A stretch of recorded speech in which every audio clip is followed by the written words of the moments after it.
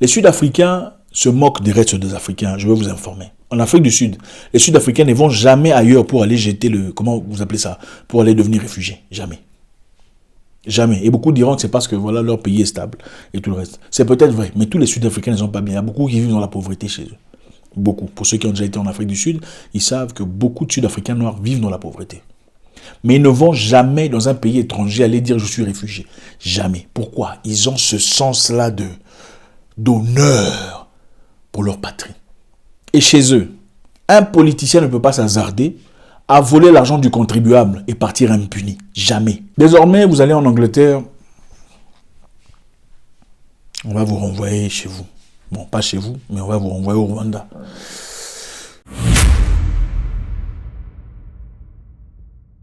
Rentrez chez vous, ils disent. C'est comment? Que je parle ou quoi? Je vous l'avais prévenu, le Royaume-Uni va finalement envoyer son premier lot de réfugiés au Rwanda. Dans les jours qui suivent, c'est-à-dire dans quelques jours, avant la fin du mois de mai, 50 réfugiés africains seront relocalisés au Rwanda pour avoir une vie meilleure, une stabilité sociale. Ils seront intégrés dans la société, ils vivront comme les citoyens rwandais. Et voilà. Dans un accord qui a été signé il y a quelque temps de 160 millions de dollars ou 144 millions d'euros, quelque chose comme ça. Donc tous les réfugiés, toutes les personnes qui viendront illégalement, principalement à travers la mer, la France et puis la Grande-Bretagne, seront relocalisés au Rwanda, là où ils trouveront leur nouvelle habitation, nouveau domicile, nouvelle appartenance. Ils seront intégrés dans la société, ils vont trouver un boulot, ils vont vivre. Et ceux qui ne sont pas contents vont rentrer chez eux. Voilà. Donc les gens ont 7 à 14 jours pour réclamer de ne pas rentrer. Donc c'est à partir du Rwanda désormais qu'on va étudier vos papiers. Vous allez demander l'asile au Royaume-Uni, on vous envoie au Rwanda, c'est à partir du Rwanda qu'on va étudier votre cas, on va essayer de voir s'il faut vous accepter ou pas. Bon, quelles sont les probabilités que vous soyez vraiment accepté. Une démarche qui a été vraiment critiquée, l'accord cible toutes les personnes qui entreront illégalement en Angleterre ou au Royaume-Uni après le 1er janvier 2021. Donc pour toutes ces personnes qui aspirent à aller là-bas, désolé pour vous, il n'y a pas d'espoir. Vous allez vous situer au Rwanda où vous aurez une vie meilleure. Une pratique qui a été critiquée par beaucoup d'organisations, pratique contraire à la Convention de Genève, selon le HCR. Un accord qui a été établi entre le Royaume-Uni et le Rwanda depuis un temps, représenté par Priti Patel. Boris Johnson, le premier ministre anglais ou britannique, avait promis de contrôler l'immigration à travers Brexit. Vous savez, l'Angleterre ne fait plus partie de l'Union européenne dans ce sens-là, comme c'était auparavant. Parce que d'après lui, c'était une porte ouverte aux immigrés. C'était une facilitation scandaleuse qui ne faisait que remplir la Grande-Bretagne et toutes ces personnes non désirables, qu'on appelle illégales. Au lieu d'appeler réfugiés ou demandeurs d'asile ou immigrants, on les appelle illégales, des personnes non autorisées. C'est facile, vous savez, quand vous appelez une personne illégale, c'est facile de passer les lois, c'est facile de dire au public, les gens illégaux, les non désirés, en fait, c'est plus facile de dire ça que de dire les demandeurs d'asile ont finalement été renvoyés chez eux. Parce qu'on voudrait savoir pourquoi un demandeur d'asile a été renvoyé chez lui. Mais c'est clair qu'on ne demandera pas si on disait un illégal a été renvoyé. Ah, illégal, il est certainement quelqu'un de méchant, de mauvais. C'est la politique. Donc, Boris Johnson avait promis de contrôler l'immigration à travers ses stratégies. Voilà ce qui est en train d'être fait progressivement. Mais cette histoire a été critiquée par l'HCR et d'autres organisations, disant que c'est une pratique contraire à la Convention de Genève. Alors, que dit la Convention de Genève par rapport aux réfugiés? Voyons voir. La Convention du 28 juillet 51 relative au statut des réfugiés, dite Convention de Genève, définit les modalités selon lesquelles un État doit accorder le statut des réfugiés aux personnes qui en font la demande, ainsi que les droits et les devoirs de ces personnes. On est d'accord? Elle a été adoptée le 28 juillet 1951 par une conférence sur le statut des réfugiés et des apatrides convoquée à l'Organisation des Nations Unies. L'article 13 du Convention de Genève sur les réfugiés dit « Toute personne a le droit de circuler librement et de choisir sa résidence à l'intérieur d'un État. Toute personne a le droit de quitter son pays, y compris les siens, et revenir dans son pays. » Article 14.1. Devant la persécution, toute personne a le droit de chercher asile et de bénéficier de l'asile d'un autre pays. Ce droit ne peut être invoqué dans le cas de poursuites réellement fondées sur un crime de droit commun ou sur des agissements contraires au but et aux principes des Nations Unies. C'est-à-dire, vous pouvez invoquer ce droit, seulement on peut vous le refuser, seulement si vous êtes un criminel confirmé. Okay? Au sortir de la Deuxième Guerre mondiale, l'Europe comptait plusieurs millions de personnes déplacées sur l'ensemble du continent. On créa en 1946, pour s'en occuper, l'Organisation internationale des réfugiés, l'OIR. À l'origine, pensée pour les réfugiés européens déplacés par la guerre, c'est un texte européen qui le restera jusqu'à son extension au reste du monde à l'adoption du protocole de Bellagio en 1967. À l'origine, pensée pour les réfugiés européens déplacés par la guerre, c'est un texte européen et qui le restera jusqu'à son extension, au reste du monde par l'adoption du protocole de Bellagio 1967. Donc, votre convention de Genève de 1951, qui autorise tout réfugié ou toute personne en difficulté de se déplacer, d'aller choisir asile, choisir domicile où habiter, vivre confortablement chez autrui, a été pensée pour les réfugiés européens déplacés par la guerre. C'est un texte européen qui le restera jusqu'à son extension, excusez-moi encore, je ne suis pas français, du monde, par l'adoption du protocole de Bellagio en 1967. Déjà là, vous comprenez que le texte a été d'abord créé, c'était après les 2 guerres mondiales. Pendant les guerres mondiales, évidemment, les gens ont fui leur pays, leur nation, leur patrie, leur village pour aller ailleurs, chercher la paix et tout le reste. Et à partir de là, il fallait trouver quelque chose pour essayer de voir comment on pouvait, à travers une loi, traiter 2 Européens déplacés dans d'autres pays, comment les entretenir. S'assurer qu'ils peuvent avoir une maison, qu'ils peuvent vivre confortablement, qu'ils peuvent subir ou vivre selon les mêmes lois que tout le monde. Mais le texte était pensé initialement pour les Européens. Le reste du monde s'est associé en 1967. On dit encore que cette loi accorde aux réfugiés ou à l'exilé ou à comment vous appelez, le droit de pratique de sa religion, le droit d'éducation, droit à l'éducation, droit à la justice, droit de rester dans le pays, droit de ne pas être puni pour avoir fait une demande de rester dans un pays, droit à la profession, donc droit de travail, droit à avoir une maison, à l'habitation, droit à une identité ou à un travel document ou un document de voyage. C'est pour n'en citer que certains. Donc, on a élaboré des droits et des devoirs pour accommoder les personnes en cas de difficulté. En cas de guerre, en cas de trouble, au cas où vous vous déplaciez de votre pays pour aller dans un autre pays, on va vous traiter avec humanité, avec justice, en accord avec ce droit que tout le monde a signé en 1951 à Genève. Mais comme on le dit, à l'origine, le texte a été pensé pour les réfugiés européens déplacés par la guerre. Ce texte européen qui le restera jusqu'à son extension au reste du monde par l'adoption du protocole de Bellagio en 1967. Donc, initialement, ce n'était pas pensé pour vous. Et pratiquement, si on regarde, je ne sais pas si ça s'applique pour vous. Rentrez chez vous. Qu'est-ce qu'ils disent? Donc, le Parlement anglais du Royaume-Uni va adopter une nouvelle loi, ils sont en train de travailler là-dessus, de la création de centres de détention ou centres de rétention à l'étranger. Création des centres de rétention à l'étranger, c'est-à-dire vous venez pour faire une demande de visa ou demande d'asile ou demande de, peu importe comment vous appelez ça, réfugié de guerre. On va vous envoyer dans les centres de rétention à l'étranger, pas en Angleterre. On veut passer une loi par rapport à ça. On veut aussi passer une loi qui autorise les gardes-côtes à repousser hors des eaux britanniques les embarcations des migrants. Autoriser aux gardes-côtes à repousser hors des eaux britanniques les embarquements des immigrés. Repousser, c'est quoi? Comment on repousse? Comment les gardes peuvent repousser? C'est à travers quel mécanisme qu'on peut repousser? Ok, merci de réfléchir comme ça. Alors, Priti Patel, qui est l'équivalent, je crois, Home Secretary, c'est quoi? Équivalent de ministre de l'Intérieur, c'est ça, hein, corrigez-moi si je me trompe, donc c'est elle qui s'occupe de l'immigration au Royaume-Uni, est partie finaliser le contrat ou l'accord en Afrique, là où tous les demandeurs d'asile seront renvoyés désormais, ou 50 seront déjà renvoyés à la fin du mois ici, avant la fin du mois, 50 vont aller. Priti Patel, c'est une très jolie femme, on va voir un peu Priti Patel. Ah, elle est mariée. Priti Patel est mariée, elle est née en 1972, donc elle a 50 ans. Voyons voir. Priti Patel, mariée, les parents, Angela Patel et Patel Sushil Patel. Bon, je ne savais pas que les Anglais avaient des Patel aussi, hein. C'est intéressant.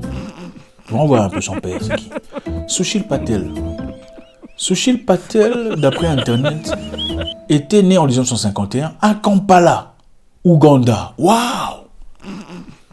Oh! Donc le père de Priti Patel est né en Ouganda. Sushil Patel. Waouh! S'il est né en Ouganda en 51, c'est justement juste avant le moment où Idi Amin chassait les Indiens de l'Ouganda. Pour ceux qui ne connaissent pas l'histoire, Idi Amin a chassé les Indiens de l'Ouganda parce qu'à un moment donné, l'économie de l'Ouganda était gérée par les Indiens. C'est les Indiens qui avaient Les Indiens étaient emmenés en Ouganda pour faire des travaux de rails, pour construire des rails par des Anglais. Je ne sais pas pourquoi on n'a pas pris les Noirs à l'époque, on a pris des Indiens pour construire les rails. Depuis le Kenya, depuis Mombasa jusqu'en Ouganda, pour le commerce. Mais après tout ça, les Indiens sont restés. Après la colonisation, les Anglais sont partis, les Indiens sont restés. Les Indiens ont géré l'économie de l'Ouganda pendant très longtemps. Mais d'après Idi Amin, il disait que les Indiens étaient ostracisés d'eux-mêmes. C'est-à-dire, les Indiens s'étaient séparés des populations ougandaises. Ils avaient des business, ils avaient des entreprises, ils ne participaient pas sur le plan économique à l'Ouganda. Tout ce qu'ils gagnaient comme argent était envoyé en Inde. Les bénéfices ne restaient pas dans les banques en Ouganda, ça partait en Inde. Alors Idi Amin n'a pas été très ravi par rapport à ça. Il disait que la culture indienne était mise à l'écart des Ougandais. Ils s'appelaient Ougandais, mais en réalité, ils n'épousaient pas d'Ougandaises ou des Ougandais. Ils se mariaient entre eux. Ils avaient leurs fêtes entre eux. Ils avaient leurs concessions, tout ça. Ils étaient complètement à l'écart. C'était comme deux pays différents. Alors Idi Amin a dit, bon ok, d'accord, vous allez rentrer chez vous. Je vous donne quelques jours pour plier bagages et vous en aller. C'est vrai que beaucoup ont perdu beaucoup de choses, leur business, leur vie, et voilà. Apparemment, le papa de Priti Patel était né en Ouganda. C'est un descendant de ces Indiens qui étaient importés. Beaucoup d'Indiens ont été acceptés par l'Angleterre à l'époque. On leur a donné la nationalité anglaise. Je pense que c'est comme ça que, probablement. Voilà. C'est ça. Continuons notre histoire. Priti Patel, marié à Alex Sawyer. Intéressant, Alex Sawyer. Oh, Priti Patel a marié un blanc. Elle est mariée à un blanc. Donc Priti Patel, Priti Patel ne veut pas que vous veniez vous immigrer chez eux en Angleterre. Mais elle est d'origine, tout ça. Et puis elle a épousé un blanc. Vous voyez ce que je vous dis? C'est très intéressant cette histoire quand vous remarquez. Quand vous étudiez attentivement, sans émotion. Quand on veut vous passer une loi ou une circonstance, on cherche toujours une personne qui vous ressemble. Ok? Quand on a passé cette histoire-là, on a voté l'histoire aux États-Unis disant que voilà, les Africains doivent répondre pour n'avoir pas choisi de s'allier aux libres face aux méchants, aux Nations Unies, pendant que l'Europe est en guerre avec les Russes. On a mis la face de qui? C'est le monsieur-là, monsieur Mick, Grégory Mix. C'est un noir. C'est lui qui a fait passer la loi sur les Africains doivent payer. Il faudrait qu'on parte, on doit scruter, on doit poser la question à chaque pays. Est-ce que tu vas t'allier aux libres ou tu vas aller avec les méchants? C'est Grégory Mick. Quand on a voté la loi, on a retiré quelques pays africains de l'EGOA. EGOA, je crois. EGOA, c'est un mécanisme à travers lequel les pays africains peuvent profiter de libre-échange avec les États-Unis, c'est-à-dire d'exporter leurs produits sans nécessairement être soumis aux taxes farouches des États-Unis. C'est la même personne, Grégory Mick, je crois, si je ne me trompe pas, M. Mix, c'est lui qui a proposé cette loi de renvoyer le Mali, parce que le Mali est têtu, de renvoyer l'Éthiopie, parce que les Éthiopiens ne voulaient pas tuer les rebelles, de renvoyer, je ne sais pas qui encore, il y avait qui encore, je ne sais plus, la Guinée. C'est M. Mix qui vous ressemble. C'est intéressant. Désormais, vous allez en Angleterre, on va vous renvoyer chez vous. Bon, pas chez vous, mais on va vous renvoyer au Rwanda. C'est une pratique contraire à la Convention de Genève. Une convention qu'on a signée. On vous exclut de cette convention. Mais on veut que vous signiez. Quand ils veulent que vous signiez pour eux, que vous votiez contre les autres, là, il faut voter pour eux. Hein? Quand il faut voter contre les autres, il faut voter pour eux. Mais quand il faut vous accepter comme réfugié, non. Là, il faut qu'on vous renvoie chez vous dans un centre de détention. C'est incroyable. Pour tous ces pays qui sont signataires, on n'a forcé personne. Tous ces pays sont partis signer cette histoire en 51, disant n'importe qui peut aller n'importe où, vivre, il va être aidé, on va le soutenir, tout ça. Et puis, ce qui est bizarre ici, on ne fait même pas la distinction entre immigrés, demandeurs d'asile et réfugiés. Ce n'est pas la même chose. On vous catégorise tout le monde comme illégal, non autorisé, personne non autorisé. Il est clair que le traitement des Ukrainiens en Angleterre est complètement différent au traitement qu'on reçoit des Africains. On le sait, c'est évident, il ne faut pas faire semblant. Mais il faut apprendre à un moment donné à se dire la vérité, il ne faut pas faire l'hypocrite. L'Australie est championne en ce qui concerne la relocalisation des gens. L'Australie a juré qu'aucun immigré venant d'un bateau n'entrera en Australie. En Australie, quand vous arrivez, vous demandez votre asile, on vous envoie aux îles. On vous envoie aux îles Pacifiques, loin de l'Australie, à Nauru ou à la Papouasie-Nouvelle-Guinée. C'est là-bas qu'on vous laisse. Enfin, il y a une ONG qui gère ça, évidemment. Ils reçoivent des milliards de dollars à la fin de chaque année pour, Vous pensez que cette ONG-là veut fermer? Non. Ils ont besoin de business. Et pour avoir le business, il faut que vous veniez pour qu'on vous emmène là-bas, on vous bloque. Pour avoir les milliards de dollars. Sinon, on ne voterait pas une loi où on dispenserait des milliards de dollars pour faire ce travail. Quel genre d'homme êtes-vous par rapport au monde? C'est la première chose. Quand vous allez quelque part, peu importe où vous allez dans la vie, posez-vous la question, comment est-ce qu'on me perçoit? Est-ce qu'on me regarde avec le respect que je mérite? Le respect que je m'accorde à moi-même? Est-ce que ces gens ici me l'accordent? Votre façon de vous percevoir et la façon que le monde vous perçoit est très différente. Il faut faire très attention à ça. Il faut toujours vous assurer que le monde vous perçoit avec autant de respect que vous avez pour vous-même.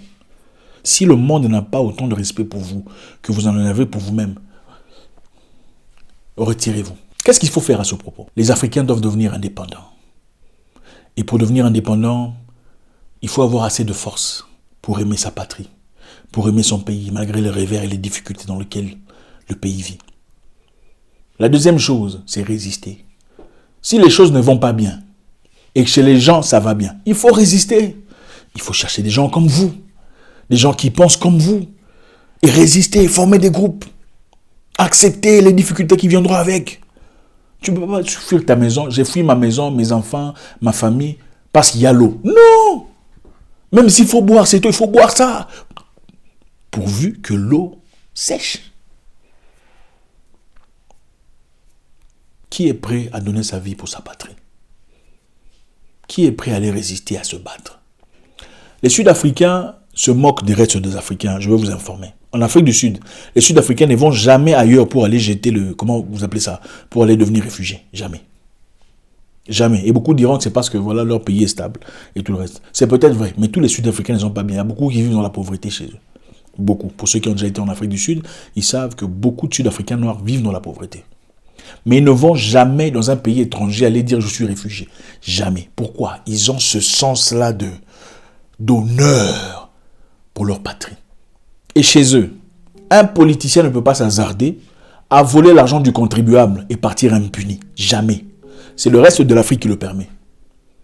Vous savez que ce politicien lui a donné de l'argent pour créer des hôpitaux. Quelque temps après, il a des villas. Il vivait misérablement. Des villas, des voitures, et puis on le renvoie et vous le laissez comme ça. Vous le laissez, vous le voyez, ah oui, il était devenu riche à travers. Vous le laissez. C'est vous qui n'êtes pas intelligent. C'est vous qui n'avez pas d'honneur. Qui va le faire payer? Puisque vous savez qu'ils ne se font pas payer entre eux. Pour se protéger, il faut prendre les histoires entre vos propres mains. Ou bien, qui est prêt à payer le prix? Qui est prêt à réfléchir comme vous? Pour changer votre patrie, c'est vous. C'est vous qui commencez. Ne serait-il pas bien merveilleux d'avoir un truc bien là, dans un bon confort, dans une belle situation? Même pas une villa, une situation bien, normale. La situation que vous avez là-bas, chez vous à la maison. Ce serait bien, n'est-ce pas? On ne peut pas continuer à forcer des gens à vous aimer. Aimez-moi, acceptez-moi, je suis noir. Racisme, c'est quoi racisme? Est-ce que quelqu'un est déjà venu chez toi et tu t'es plaint de racisme? Ça n'existe pas. Vous allez en Angleterre, on va vous emmener au Rwanda. Voilà. à partir de la fin du mois ici, 50 personnes vont être balancées au Rwanda, où ils seront intégrés dans la société. Ils vivront une vie normale comme les citoyens là-bas. Sinon, ils vont rentrer chez eux. Merci.